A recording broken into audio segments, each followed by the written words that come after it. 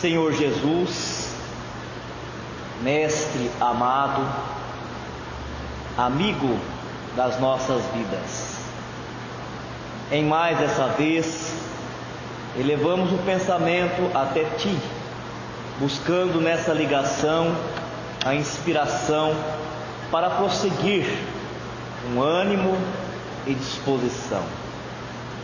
Os nossos sentimentos entrelaçados possam atrair ao nosso convívio os fluidos geradores de equilíbrio, de saúde e de muita paz.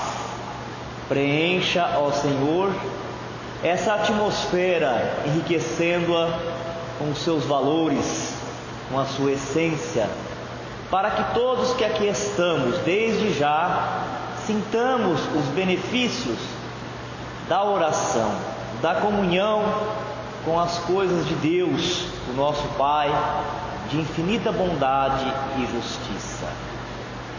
Permita, Senhor, que os nossos benfeitores, os seus mensageiros, possam estar conosco, movimentando os recursos da natureza para atender os encarnados e os desencarnados.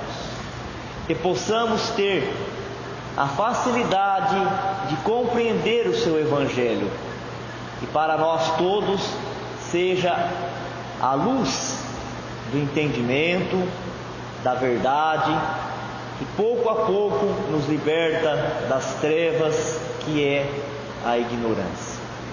E que consigamos, sobre este influxo amigo, vencer o mal que nos assombra, desprender os laços que nos prendem à inferioridade, criando assim recursos, condições para que todos aqueles que trabalham em benefício do progresso físico e espiritual façam-nos de instrumento para gerar o bem, o amor e a caridade. Cuida dessa casa que nos acolhe na paz, na harmonia. Permita, Senhor, que os guardiões possam protegê-la de todo o mal, de toda a investida daqueles que ainda se comprazem com a inferioridade. Derrame as suas bênçãos sobre nós. E durante todo o tempo que aqui permanecermos, a nossa mente possa estar permeável à influenciação dos anjos da guarda, daqueles que se aproximam para trazer os seus aconselhamentos. Na certeza que ao sair daqui estaremos com o nosso coração mais leve, estaremos mais confortados,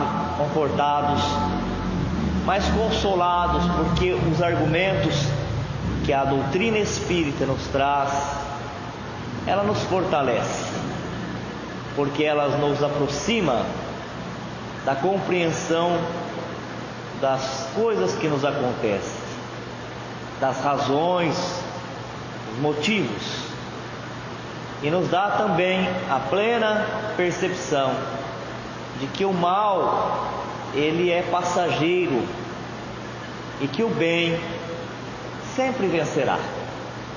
Que dias gloriosos aguarda todos aqueles filhos de Deus que se esforçam com sinceridade para se renovar intimamente. Queremos agradecer a Deus por todo o bem que nos tem feito, por estar dentro de nós, por estar ao nosso redor, nos levantar das quedas, abrir as portas das novas oportunidades e nos enviar sempre aqueles que nos possam ajudar, seja com uma palavra amiga, estendendo as mãos. Nunca nos falta este apoio, este suporte. Por estarmos com saúde, ó Senhor da vida, nós queremos Te agradecer e Te louvar. Muito obrigado por mais esse dia. Boa noite a todos. Nós estamos estudando o roteiro 1 do Aprendendo com Fatos Cotidianos, que está no livro 3 do EAD, o módulo 5. Começamos quarta-feira passada vendo o fato cotidiano que envolveu Marta, Maria e a figura de Jesus. Lembrando sempre que tem vários personagens que recebem o mesmo nome, Maria, na Bíblia. É um nome comum na Palestina. Então é comum também as pessoas confundirem uma Maria com a outra. Essa Maria de que tratou o estudo da quarta-feira passada é irmã de Marta, irmã de Lázaro, aquele que foi ressuscitado por Jesus. Hoje nós vamos falar de uma outra Maria, Maria de Magdala, que é uma outra pessoa, uma outra personagem do Novo Testamento. A respeito de Marta e Maria, nós vimos que as duas eram devotadas, que as duas guardavam uma fé fecunda, uma veneração por Jesus, mas cada uma delas se comportava de maneira diferente. Maria, ela estava mais preocupada com os afazeres domésticos, com a organização da parte material, e como uma boa judia, em receber bem os visitantes, porque é tradição até hoje entre os judeus receber bem, ter sempre um local para hospedar, hospedar aqueles que vêm de fora e aqueles que vêm às vezes de longas distâncias, porque o judeu ele tem uma religião muito ritualística, ele está muito apegado às tradições de festas e de rituais. Então tem alguns períodos no calendário judaico que o povo judeu, esteja onde estiver, ele tem que se deslocar até Jerusalém. Então toda aquela cercania, mesmo as cidades, vilarejos que não são Jerusalém, mas estão a caminho, ele sempre tinha algum meio de receber os visitantes, os peregrinos, e dar boa alimentação e dar boa atenção. E Marta, então, ela seguia essa linhagem. E Maria também, só que Maria, ela estava num nível espiritual que ela estava embevecida por tudo que Jesus falava. É como se ela tivesse ali nos pés de Jesus, quando a gente cansado, exausto de longas viagens, que seria as várias encarnações que a gente tem de luta, de sofrimento, de dor, de às vezes criar ilusões, dando mais valor para as coisas da terra do que para as coisas espirituais. Cansada de tudo isso, quando encontra uma fonte de água que jorra de uma montanha, aquela água pura, cristalina, a gente fica no pé da montanha querendo se refrescar, se banhar, tirar as impurezas, descansar o corpo e beber daquela água que alimenta, que vitaliza. E é assim que estava Maria. Ela estava aos pés de Jesus, com humildade, reconhecendo que naquelas palavras que vinham de Jesus eram palavras verdadeiras, e quem conseguisse compreender o que ele estava passando e vivenciar, ia encontrar o que tanto busca. É porque o que a gente vem falando sempre nos nossos estudos, que o que todo mundo busca, cada um ao seu jeito, de verdade, é ser feliz. Ninguém quer ser infeliz. Mesmo quando está desviado do caminho, a pessoa acha que ela está certa. Depois que ela sofre por estar apartado de Deus, aí retorna ao caminho, porque quer ser feliz. E foi programado, Nós temos o chip da perfeição. Quando fala lá na Bíblia que o homem ele foi criado à imagem e semelhança de Deus, é a isso que se reporta, querendo dizer que quando Deus criou cada um de nós, Ele colocou ali o que Ele tem de melhor, e Ele só tem o melhor. Então, naquela partícula, naquela centelha divina do qual nós somos criados, como um raio projetado de Deus, é uma energia muito pura. E essa energia muito pura é que vai nos trazer de volta a consciência quando fazemos as coisas erradas, buscando a reparação, a reorganização. Fazendo o bem, nós vamos dilatando essa centelha divina. Então é essa energia que já está em nós, que foi colocada por Deus, quando nós praticamos o bem, ela se exterioriza e ela que cura, ela que repara os tecidos do espírito, ela que vai trazer, nos dizeres do apóstolo Pedro, né, aquela questão que ele fala que o bem, ele cobre a multidão de pecados, né? Os erros que nós cometemos, eles são todos encobertos pelo bem que a gente possa fazer, pela bondade que a gente possa fazer. Então a Marta, como nós vimos quarta-feira, ela se queixa de Jesus, porque todo o trabalho de organização doméstico havia ficado para ela, já que a irmã Maria estava ali prestando atenção, assim como acontece muitas vezes dentro da família, né? E às vezes a pessoa, nem todas as pessoas, os integrantes de uma mesma família, está na mesma sintonia espiritual, tem a mesma compreensão do que seja os verdadeiros valores da vida. Então, quando você tem um grupo de pessoas, ou que seja um na família, que coloca todo o sentido da sua vida nas questões materiais, em juntar coisas materiais, em enriquecer financeiramente, eles ficam perturbados quando os outros não estão à busca dessas ilusões. Eles acham que todo mundo tem que se juntar naquele mesmo plano de ficar desenfreadamente em busca de dinheiro, em busca de bens materiais. Não que ele não seja bom, a gente sabe que ele é bom quando é bem administrado. Então eles se comportam igual Marta. Embora não sejam homens ruins, embora não sejam mulheres ruins, mas eles têm um jeito diferente de servir a Deus.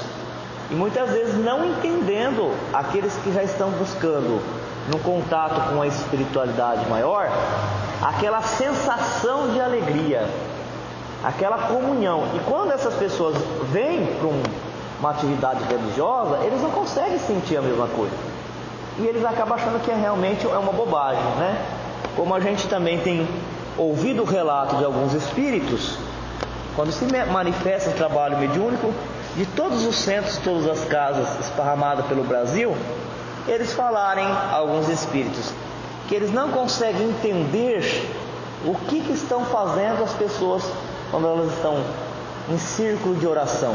Se eles não vêem nenhum movimento, eles não vêem um movimento corporal, eles não vêem nenhum ato, nenhum gesto ritualístico, o que seria aquilo lá?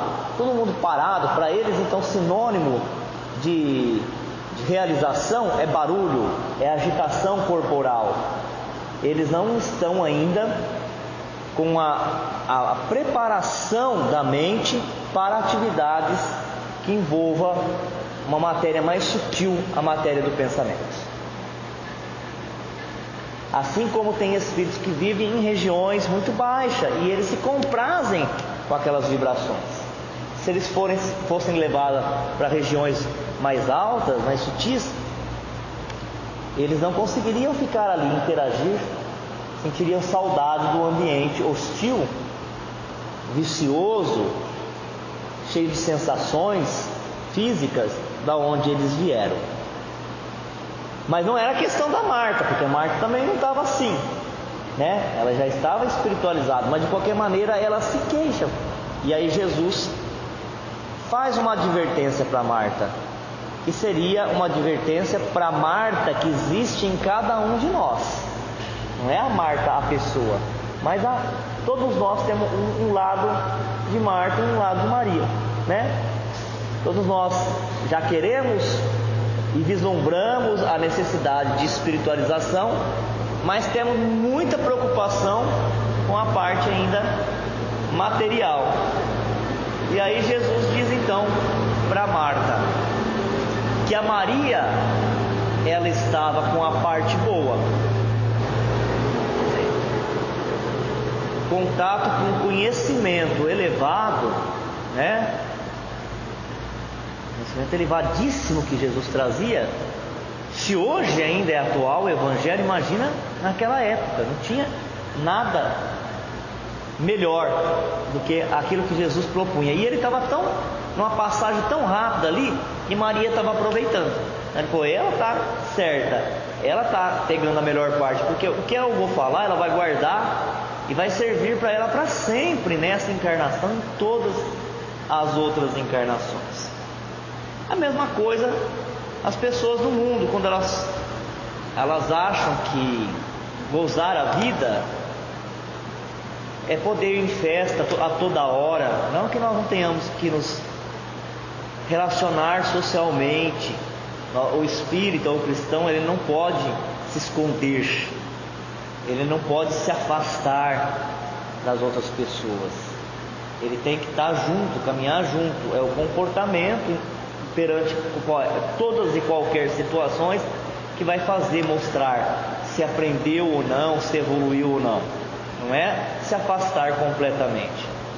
Mas a gente percebe que uma boa parcela do mundo, eles têm essa ideia que gozar a vida, aproveitar a vida, é sair igual o filho pródigo, né? Gastando sem economia as energias físicas, vitalidade, festejando, passeando, fazendo tudo menos produzindo no campo da aprendizagem intelectual, do sentimento, da espiritualidade. Aí eles falam pra gente assim: você é bobo, você não tira uma férias, você não vai passear, por que você não vai, né, festejar? A ideia deles de felicidade é esta. Ele não consegue perceber o que é a alegria daqueles que já estão sensíveis em ouvir um texto como esse que nós estamos ouvindo, né? E sentir a presença dos bons espíritos quando eles estão numa atividade de cura, lançando seus fluidos para acalmar, para aconselhar, mostrando que existe uma realidade, um mundo maior, como eles falam, né? Um mundo mais feliz do que esse que está aqui. Então, essa foi a passagem da Marta e a passagem de Maria. Outras coisas que a gente vê muito é quando há o desencarne, né, de jovens, pode ser criança ou pode ser jovem.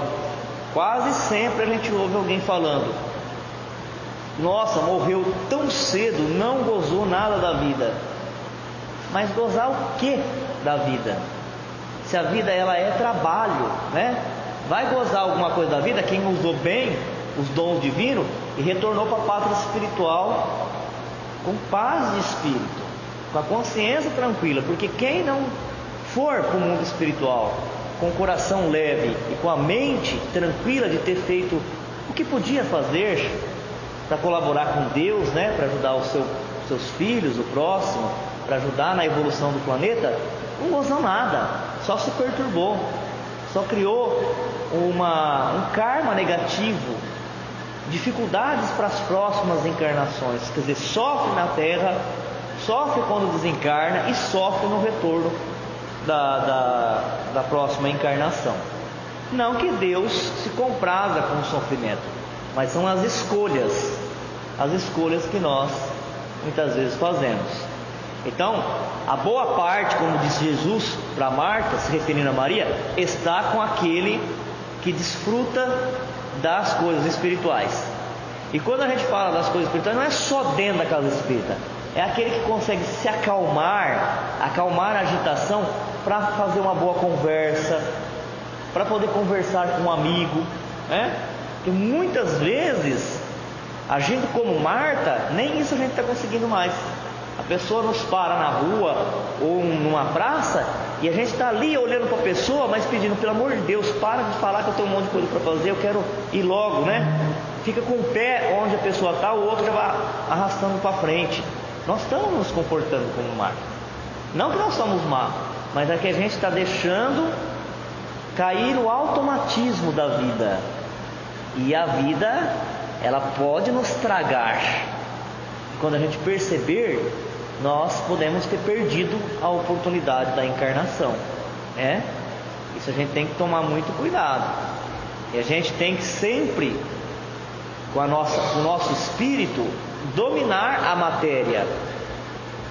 A matéria é o corpo, a matéria é o tempo onde nós estamos, né? É o ambiente. Não deixar que o ambiente, que a circunstância nos arraste. Na continuidade do estudo, ele vai nos trazer um trecho do Evangelho de João, capítulo 20, versículos de 1 a 2, versículo 11 e versículos de 13 a 16, dizendo assim: E no primeiro dia da semana, Maria Madalena foi ao sepulcro de madrugada. Eu pulei perdão, gente. Eu pulei um trecho. Antes desse ainda tem um trecho do Evangelho de João, capítulo 12, versículo de 1 a 3. Foi, pois, Jesus 6 dias antes da Páscoa a Betânia, uma cidade de Betânia, onde estava Lázaro, o que falecera e a quem ressuscitara dos mortos. Fizeram-lhe, pois, ali uma ceia, e Marta servia.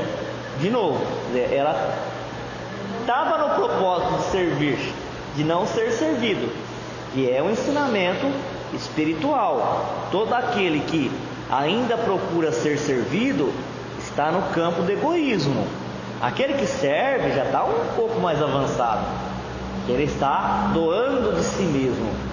E doando, a gente sempre recebe mais. Até para orar, né? Quando a gente ora por nós mesmos, a gente ora por nós mesmos e recebe. Mas quando a gente ora para a humanidade, se a gente entender que a lei de causa e efeito, de ação e reação, ela traz de volta para nós aquilo que nós mandamos. Então você imagina uma humanidade encarnada de 8 bilhões de pessoas. Está orando para 8 bilhões. Está chegando ali na mente, no perispírito desses 8 bilhões. E o que você manda de bom, volta para você. E se você ora para 2, volta dobrado o benefício. Se você ora para 8 bilhões, volta 8 bilhões para você. Então servir é um princípio espiritual de autoconhecimento. Ela já estava servindo. Só que ela servia a Deus, a Jesus, a um propósito de espiritualidade superior, mas ela também estava ainda apegado aos outros. Você não vê que tem gente que fala assim, eu não tenho medo de morrer, eu tenho medo de deixar o meu filho, minha filha. Não é que a pessoa não tenha evolução, ela tem evolução, mas ela tem uma evolução ainda na faixa de Marta. Então, ao mesmo tempo que ela quer servir a Deus e a Jesus, está pronto para os seus desígnios, ainda também ela quer servir as outras pessoas. Já a Maria, olha só, mais uma vez,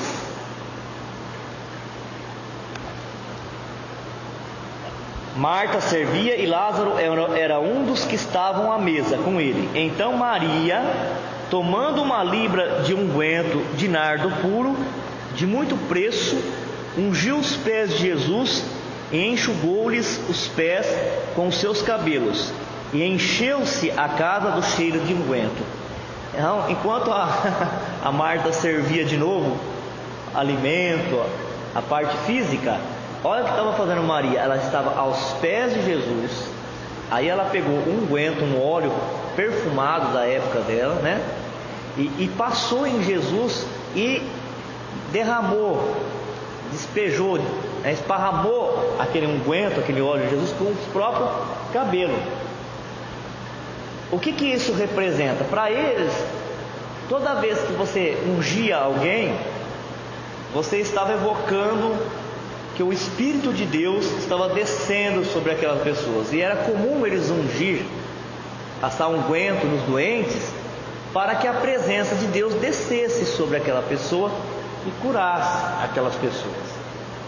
Maria estava nessa ligação, nessa comunhão. Acho que todo mundo aqui já entrou nessa comunhão, né? Eu entrei muito nessa comunhão quando eu ouvi era fita ainda, cassete, das palestras do Divaldo. Eu era muito jovem, muito novo, eu ficava de noite, punha lá no videocassete, apagava as luzes, ficava assim com o olho fechado, ouvindo só o Divaldo falar, e ele ia falando, eu me transportava para aquelas histórias que ele estava falando, e a gente entrava numa comunhão, numa sintonia, né? Uma coisa maravilhosa. Então, a Maria estava nessa comunhão com Jesus, enquanto a Marta estava preocupada ainda com as coisas materiais. E isso é um perigo, né? Porque o que fez o Judas se perder foi isso.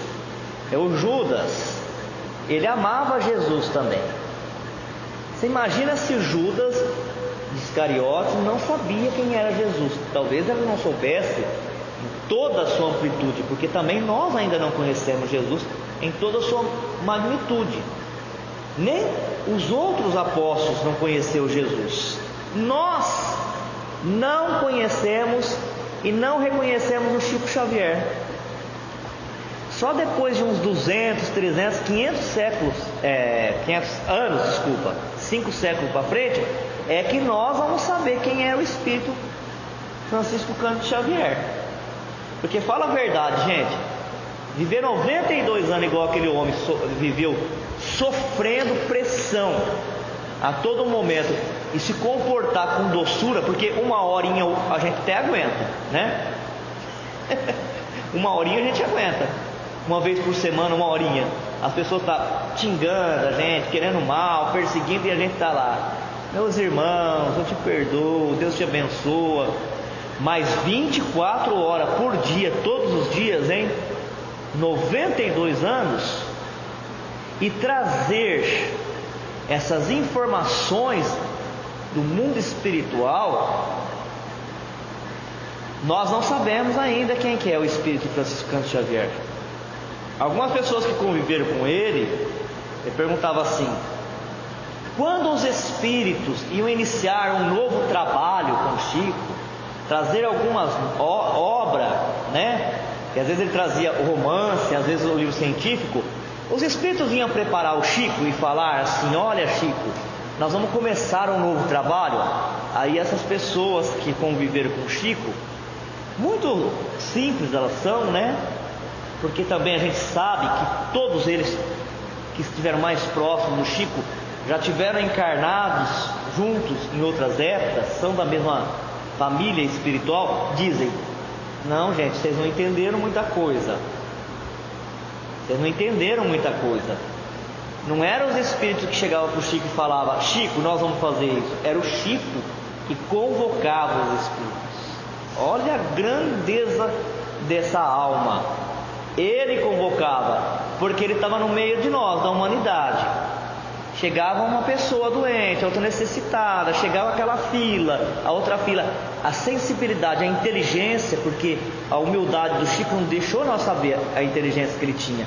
Percebia o que a humanidade estava precisando. Então ele que coordenava os espíritos: ó, nós vamos ter que trazer este assunto, porque é isso que a humanidade está precisando. Aí ele ia lá no mundo espiritual e convocava quem estava preparado para isso. Chico Xavier. Agora imagina Jesus.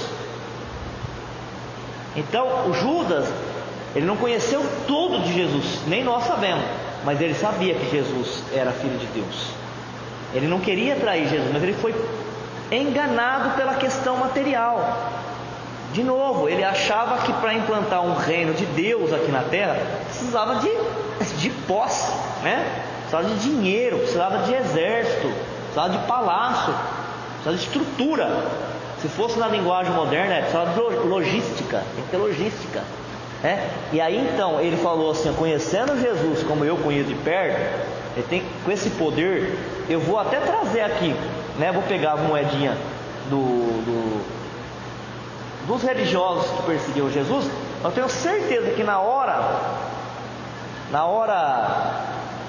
final, na hora que eles for tentar matar Jesus, Jesus vai convocar os seus anjos e vai reverter a situação.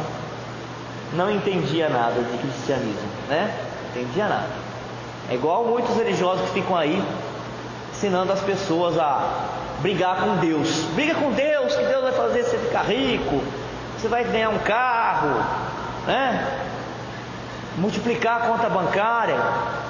Quer dizer, pode ser muito inteligente, mas não entendeu ainda o que é o cristianismo. Porque o cristianismo, ele prepara o reino de Deus no íntimo das almas, aquele sentimento que vai se fundindo e refundindo e transformando a gente verdadeiramente em filho de Deus. E o filho de Deus, ele é herdeiro, todo filho é herdeiro do Pai. Então ele tem que herdar aquilo que tem de melhor, a coisa mais pura.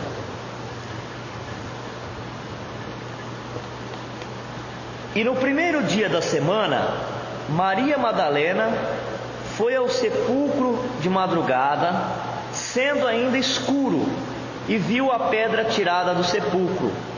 Correu, pois, e foi a Simão Pedro e ao outro discípulo a quem Jesus amava, e disse-lhe: levaram o Senhor do sepulcro, e não sabemos onde o puseram. E Maria estava chorando fora, junto ao sepulcro.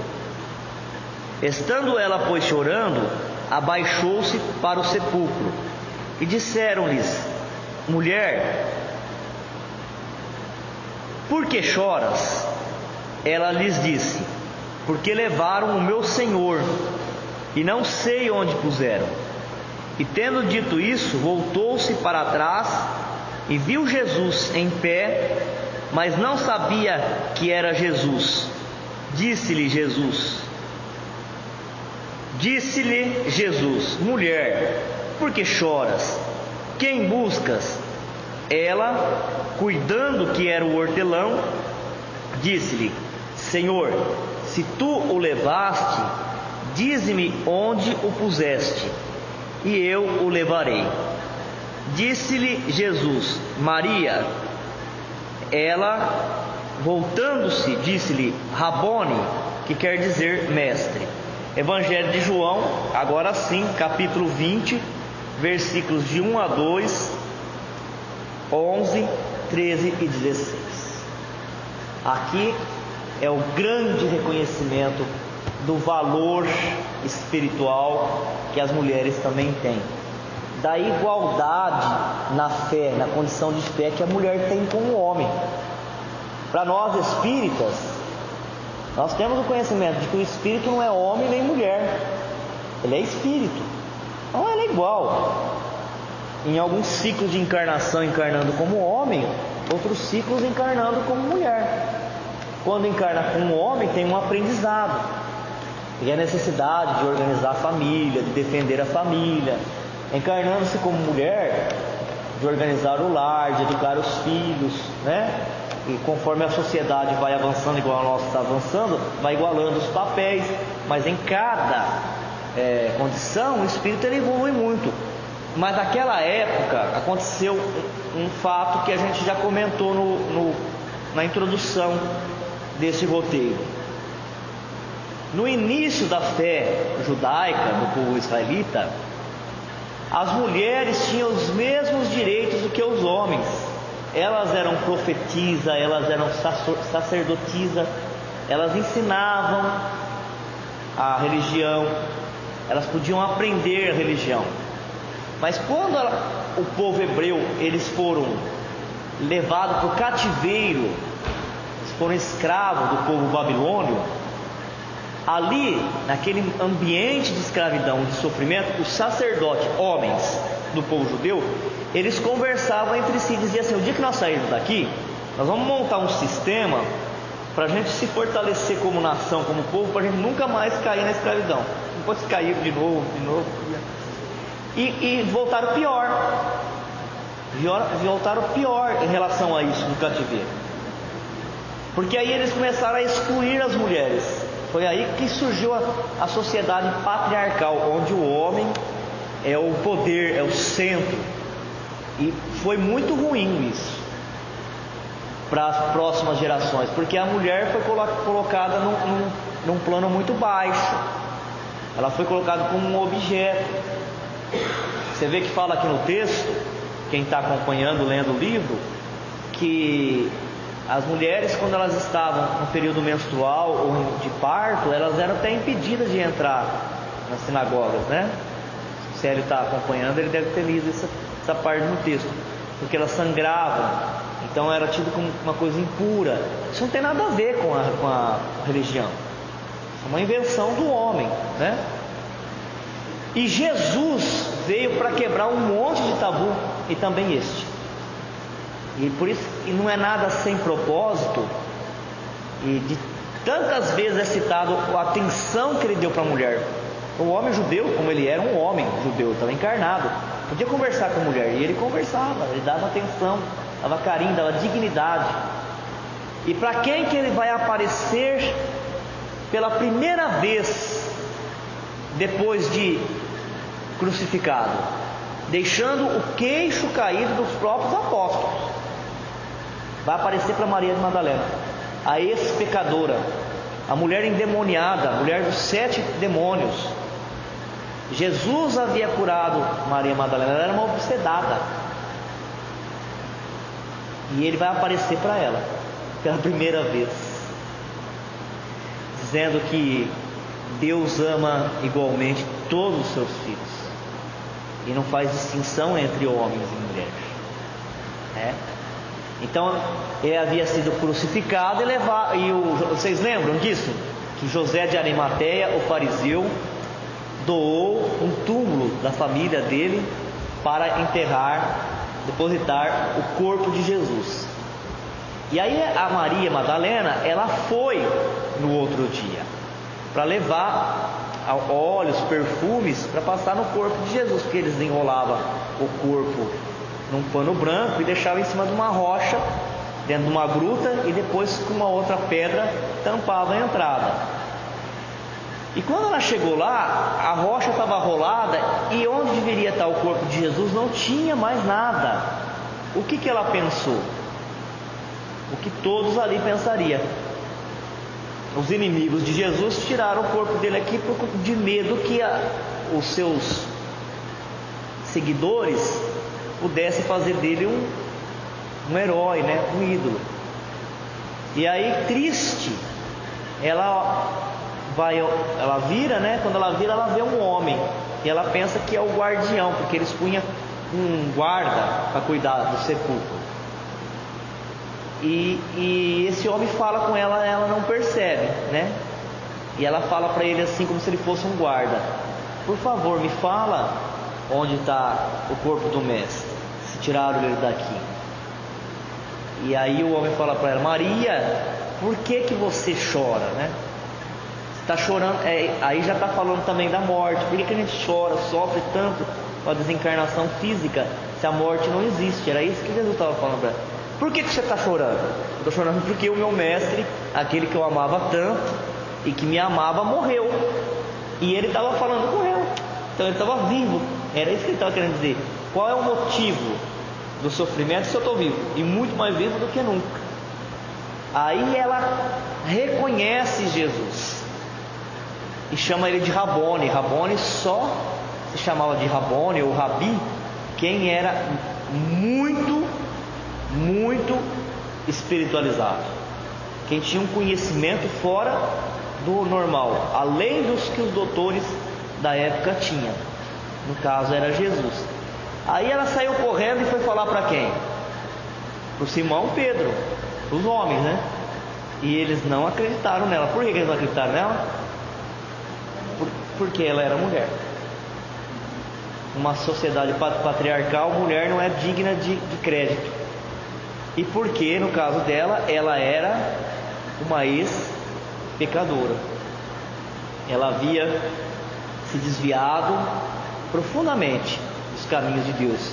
Então Maria Madalena, ela é o símbolo daqueles espíritos que se encarnam e se desvia gravemente das leis divinas, mas que tem toda a possibilidade de retornar, de se reconduzir na vida.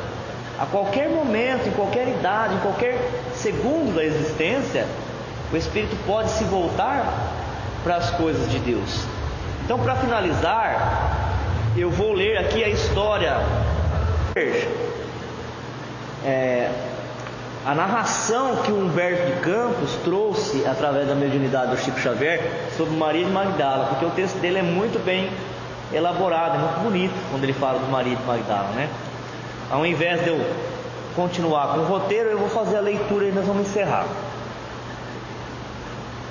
Maria de Magdala ouvira as pregações do Evangelho do Reino, não longe da vila principesca, onde vivia entregue a prazeres, em companhia de patrícios romanos, e tomara-se de admiração profunda pelo Messias.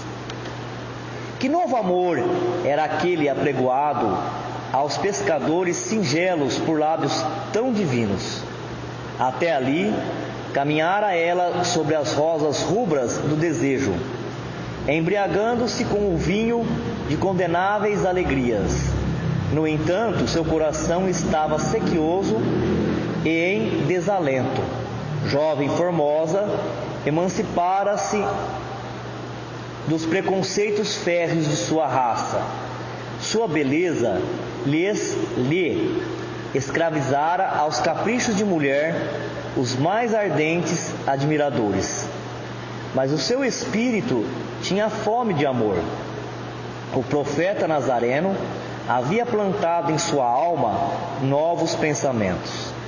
Depois que lhe ouvira a palavra, observou que as facilidades da vida lhe traziam agora um tédio mortal ao espírito sensível. As músicas volupiosas não encontravam eco em seu íntimo. Os enfeites romanos de sua habitação se tornaram áridos e tristes.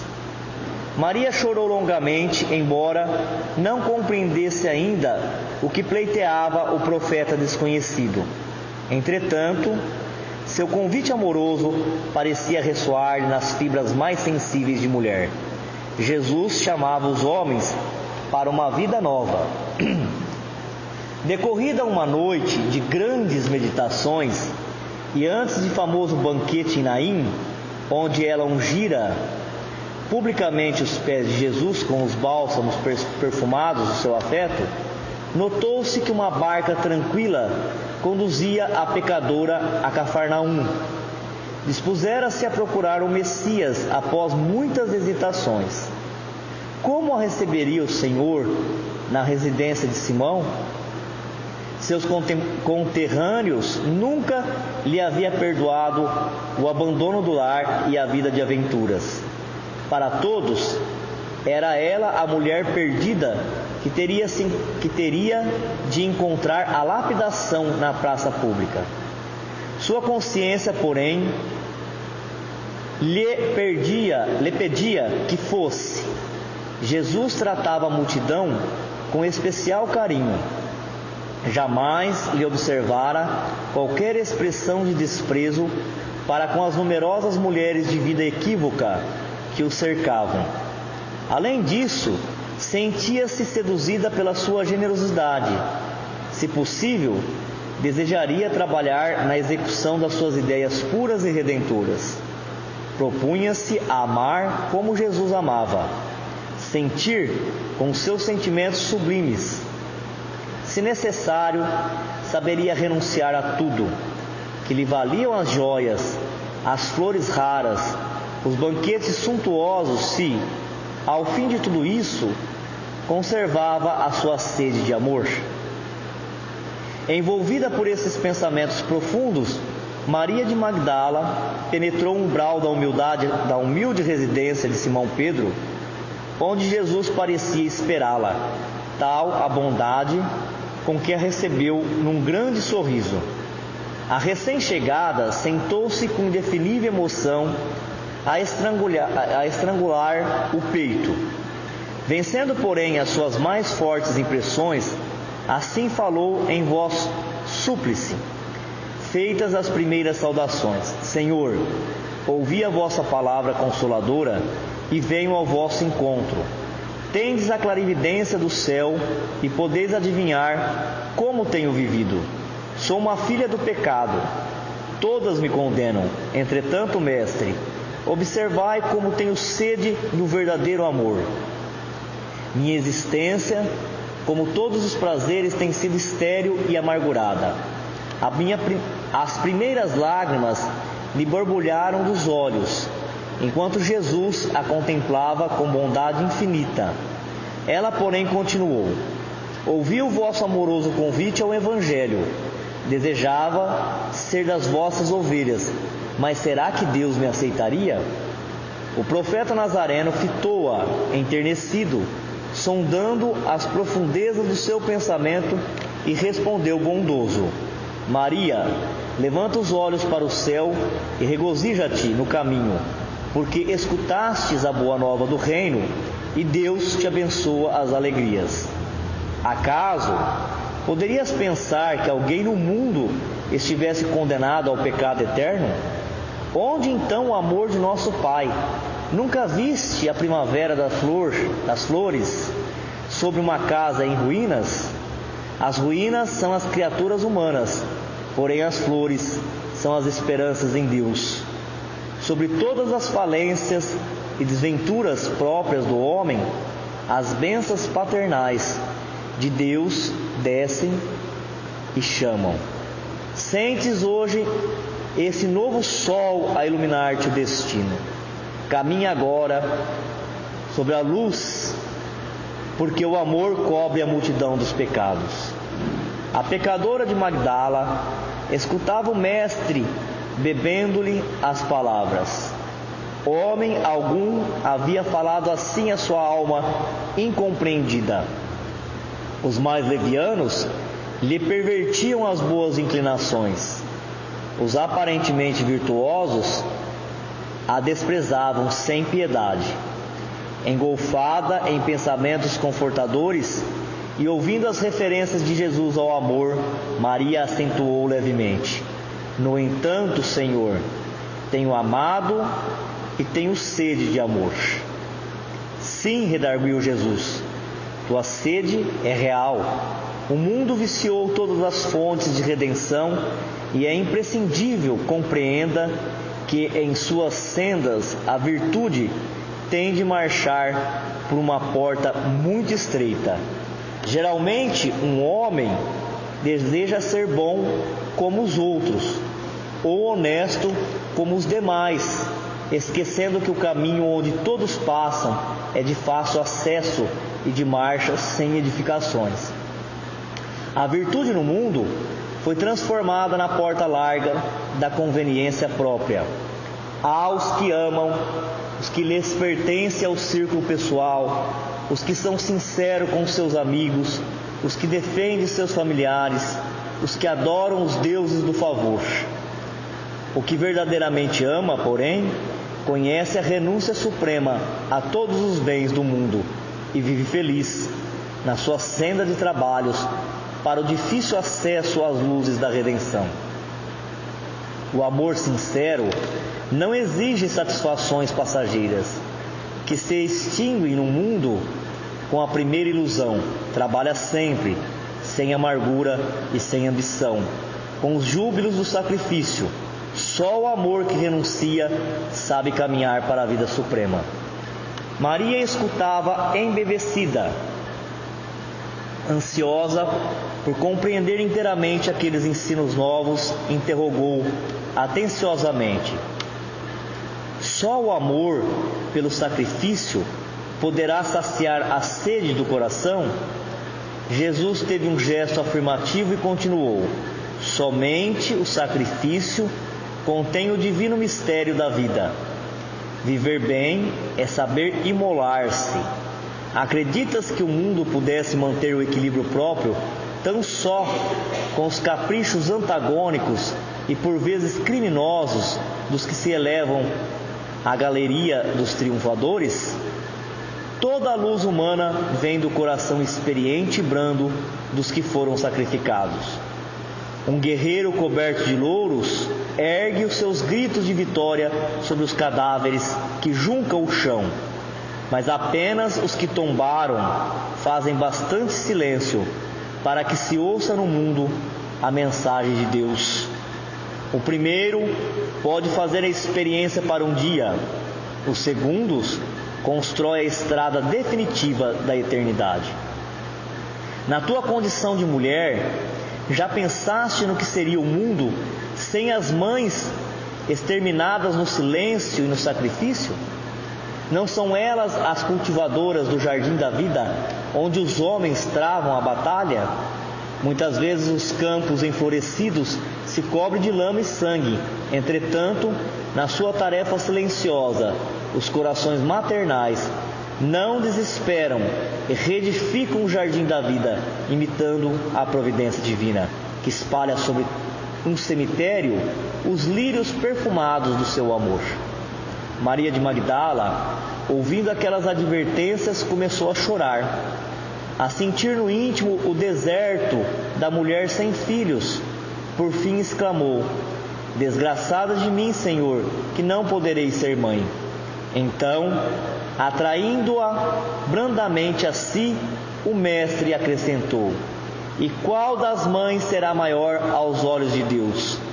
A que se devotou somente aos filhos da sua carne, ou a que se consagrou pelo Espírito aos filhos das outras mães? Aquela interrogação pareceu despertá-la para as meditações mais profundas. Maria sentiu-se amparada por uma energia interior diferente, que até então desconhecera. A palavra de Jesus lhe honrava o espírito, convidava a ser mãe de seus irmãos em humanidade, aquinhoando-os com seus bens supremos das mais elevadas virtudes da vida. Experimentando radiosa felicidade em seu mundo íntimo, contemplou o Messias com os olhos nevoados de lágrimas e, no êxtase da sua imensa alegria, murmurou comovidamente: Senhor, doravante renunciarei a todos os prazeres transitórios do mundo para adquirir o amor celestial que me ensinastes. Acolherei como filhas as minhas irmãs no sofrimento. Procurarei os infortunados para aliviar-lhes as feridas do coração. Estarei com os aleijados e com os leprosos. Nesse instante, Simão Pedro passou pelo aposento, demandando o interior, e a observou com certa estranheza. A convertida de Magdala lhe sentiu o olhar glacial, quase denotando desprezo, e já receosa de um dia perder a convivência do mestre, perguntou com interesse: Senhor, quando partirdes deste mundo, como ficaremos? Jesus compreendeu o motivo e o alcance da sua palavra e esclareceu: certamente que partirei, mas estaremos eternamente reunidos em espíritos. Quanto ao futuro, com o infinito das suas perspectivas, é necessário que cada um tome a sua cruz em busca da porta estreita da redenção, colocando acima de tudo a fidelidade a Deus e, em segundo lugar, a perfeita confiança em si mesmo. Observando que Maria, ainda opressa pelo olhar estranho de Simão Pedro, se preparava a regressar, o mestre lhe sorriu com bondade e disse: vai, Maria, sacrifica-te e ama sempre. Longo é o caminho, difícil a jornada, estreita a porta, mas a fé remove os obstáculos. Nada temas, é preciso crer somente. E assim termina a primeira parte desse capítulo do Boa Nova, e nós não poderemos continuar por causa do horário.